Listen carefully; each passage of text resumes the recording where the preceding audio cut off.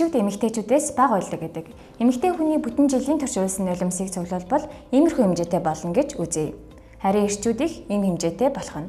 Тэгвэл үүнийг судалгаагаар батлагдсан эсэхийг хамтдаа харцгаая. Хөвгүүд уйлдаггүй эр хүн байж уйлах гэдэг ам үг гэх мэт үгсийг та хаа нэгтээ сонсч байсан байх. Эрчүүдийг хатуу чанга байх ёстой, мэдрэмжээ нуух ёстой гэх мэт ойлголт нь гендрийн хвшмэл ойлголтын нэг илрэл юм. Наад захын нэг жишээ дурдах юм бол эрэгтэй хүүхэд газар унахад за эрэгтэй мэж ундаа уйлдгийн гэх мэтээр ханддаг бол эмэгтэй хүүхдийг аргадаж өргөдөх нь олон. Түнчлэн найз нөхдийн хүрээлэл болон сургуулийн орчинд ч тэр хүүгүүд уйлдаггүй гэх ялгуурлыг үүсгэж мэдрэмжээ илэрхийлсэн хүүгүүдийг охин шиг шалчхаар амтан, эмзэг, дорой гэх мэтээр доромжлон гадуурхах тохиолдол анзаарагддаг. Тэгвэл үнэхээр эрэгтэй хүн эмэгтэй хүнээс бага уйлд юм уу? Ер нь хүн уйлах хэрэгтэй юм уу гэдгийг авч үзье. Эрэгтэй эмэгтэй хүүхэд 11 наснаас эхлээд уйлахын ялгаатай болдгийг Нидерландын Тильбургийн их сургуулийн судалсан юм байна. Тодорхойлбол 11-ээс 16 насны 481 хүүхдийг судалгаанд хамруулахад хүүгүүд том болох тусмаа уйлахын дагсан бол охидын хувьд уйлах давтамж нь илүү тогтвортой болдгийг тогтоогдсон гэнэ. 2018 онд нэгэн урт хугацааны сонирхолтой таамаг гарсан нь эмх үестэй амьтдын уйлах байдал нь пролактин гэдэг даавраас шалтгаалдаг гэсэн таамаг юм. Пролактин дааврын өндөр агуулмжаас болоод сэтгэл хөдлөлийн нулимс илүү их ялгардаг бөгөөд энэ нь яагаад эмэгтэйчүүд эрэгтэйчүүдээс их уйлдгийн нэгэн тайлбар болох боломжтой гэсэн байна. Гэхдээ энэ таамгийг нугас шувуун дээр туршиж гаргасан бөгөөд одоохондоо хүн дээр хийсэн бүрэн хэмжээний туршилт судалгаа хараахан байхгүй байна. Үүнээс гадна тестостерон даавар нь эрчүүдийн уйлах байдал нөлөөлөг тухай туршилт таамгууд ч гэсэн байдаг.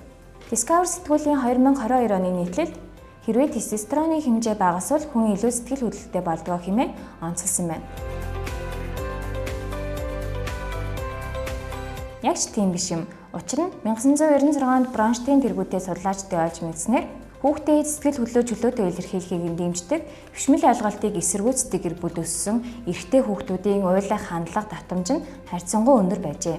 Түүнчлэн хүмүүс нь үзэл бодлоо чөлөөтэй илэрхийлдэг Чили, Швед, Америкийн нэгдсэн улс зэрэг улсад уйлахыг хүйстэй бага хамаатуулж үздэг бол Гана, Нигер, Непал зэрэг улсад харин эсэргээр байсныг 2011 оны нэгэн судалгаагаар олж мэджээ. OnePulse компаниас үүнийг дэмжиж болох нэг судалгааг 2021 онд хийсэн юм.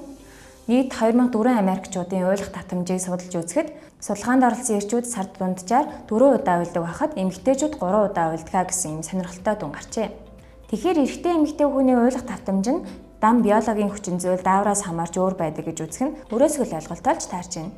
Хүн уйлахад бие махбодын ухамсаргүй үйл ажиллагааг тайвшруулдаг парасимпатик мэдрэлийн систем идэвхжтэй байна. Уйлахад стрессийн даавар нулимсаар гадагшилдаг учраас стресс бухимдалтай үедээ нулимсаа гадагшлуулж байх хэрэгтэй байна. Түүнчлэн уйлахад эндорфин болон окситоцин даавар ялгардаг бөгөөд эдгээр нь хүнд сайхан мэдрэмжийг төрүүлээд сэтгэл санааг өөдрөг болгоо зогсохгүй бие махбодын болон сэтгэл санааны өвдөлтийг намдаадаг юм.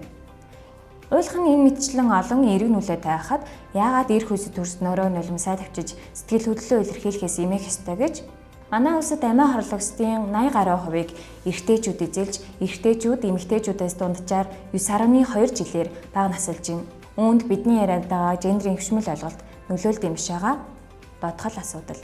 Иймээс эр хүн уйлж болохгүй, эр хүн байж сэтгэл хөдлөлттэй юм, ямар эмзэг юм бэ гэх мэт гендрийн хвшмэл ойлголтоосоо сална. Хүний сэтгэл хөдлөлөө чөлөөтэй илэрхийлэх эрхийг бүх хязгаарлаарай.